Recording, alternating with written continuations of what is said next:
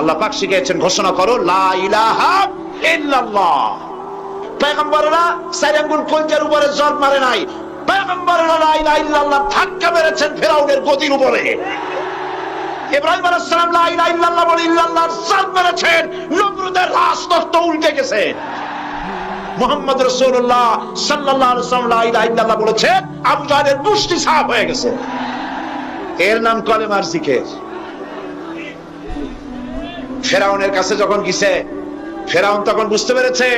ফেরাউন তখন বলছে, মা আলিমতু লাকুম মিন ইলাহিন গায়রি, আমি তো জানি না আমি ছাড়া আর কোন ইলাহ আছে। আমি কি গল্প শোনাচ্ছি না কোরআনে আছে? আমি জানি না আমি ছাড়া কোন ইলাহ আছে। তুমি সংযত হও, এই ইলাহের দাওয়াত নিয়ে আর কখনো আসবে না। আবার যদি ইলাহের দাওয়াত নিয়ে আসো, লাআজআলান্নাকা মিনাল মাসজুনিন, আমি তোমাকে কারারুদ্ধ করে রাখবো।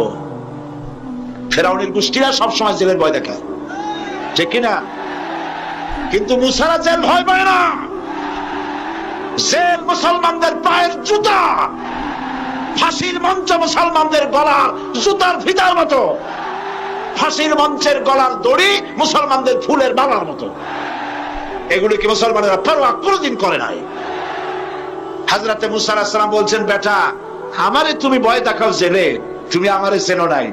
আমি মুসা কালিমুল্লাহ, আল্লাহর সাথে কথা কই, আমি আল্লাহর পয়গম্বর। তোর জেলের পরোয়া আমি করি না। মুসা আলাইহিস সালামের সাথী নাই, সঙ্গী নাই, লোক নাই, জন নাই। মুসা আলাইহিস সালাম বসে আছেন। আল্লাহ প্রশ্ন করছেন, ওয়ামা তিলকা বিয়ামিনিকা ইয়া মুসা। মুসা আলাইহিস সালামের কথা আল্লাহ কোরআন শরীফে কত জায়গায় বলছেন, সুবহানাল্লাহ। খুব আদরের নবী। মুসা, তোমার ডান হাতে ওটা কি? মুসা আলাইহিস সালাম বললেন, হিয়া আসায়া, এটা আমার একটা লাঠি।